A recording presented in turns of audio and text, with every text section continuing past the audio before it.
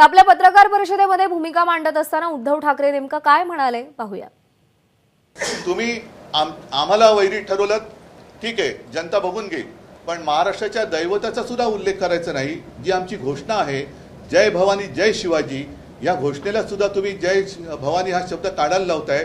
उद्या तुम्ही जय शिवाजी हा शब्द काढायला लावाल तर ही अशी हुकुमशाही पद्धत आम्ही काही स्वीकारणार नाही। आम्ही याच्याबद्दल लढाई लढतो आहोत, लढणार आहोत आणि कोणत्याही परिस्थितीत जय भवानी हा शब्द आमच्या गीतातून काढला जाणार नाही, कोणत्याही परिस्थितीत नाही। निवडणूक आयोगाने जर आमच्यावरती कारवाई करायचं ठरवलं तर पहिल्या या दोघांवरती कारवाई त्यांना करावीच लागेल आणि नंतर मग आमच्या महाराष्ट्राच्या दैवताचा अपमान ते कसे करतात ते आम्ही बघू।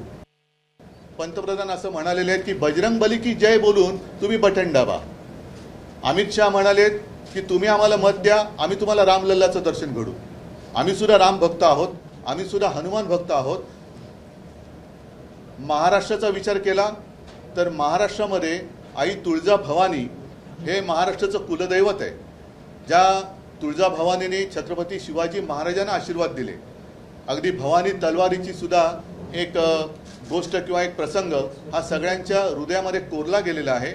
कधीही एखाद्या गोष्टीची सुरुवात करताना भवानी झाली काय, भवानी झाली काय असं आपण म्हणतो आणि गेले कित्येक वर्ष जय भवानी जय शिवाजी ही घोषणा ही जनतेच्या हृदयामध्ये आहे। अगदी महाराष्ट्राच्या कडे कपारीत, काना कोपऱ्यात, गल्ली बोळात सगळीकडे जय भवानी जय शिवाजी ही घोषणा आहे। दरम्यान उद्धव ठाकरेंनी घेतलेल्या या भूमिकेवरती राहुल शेवाळेंनी निशाणा साधलाय। काय म्हणतात राहुल शेवाळे पाहूया। निवडणूक आयोग ही एक स्वतंत्र यंत्रणा आहे आणि निवडणूक आयोग आचारसंहितेचा भंग ज्या ज्या ठिकाणी होईल आणि आचारसंहितेचं जो कोणी पालन करणार नाही त्या संदर्भात कारवाई करेल। तर निवडणूक आयोगाच्या कारवाईवर आक्षेप घेणं हे चुकीचं आहे। त्या संदर्भात निवडणूक आयोग योग्य ते लक्ष घालेल। तर उद्धव ठाकरेंच्या या भूमिकेवरून भाजप नेत्या चित्रा वाघ यांनी खोचक टोला लगावलाय। एक्सवरच्या आपल्या पोस्टमध्ये त्या नेमकं काय म्हणतायत आपण पाहूया।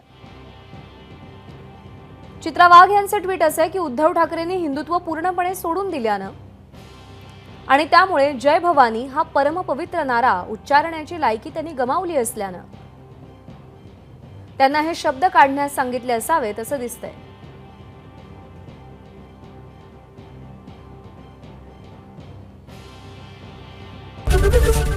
एबीपी माझा, उघडा डोळे बघा नीट।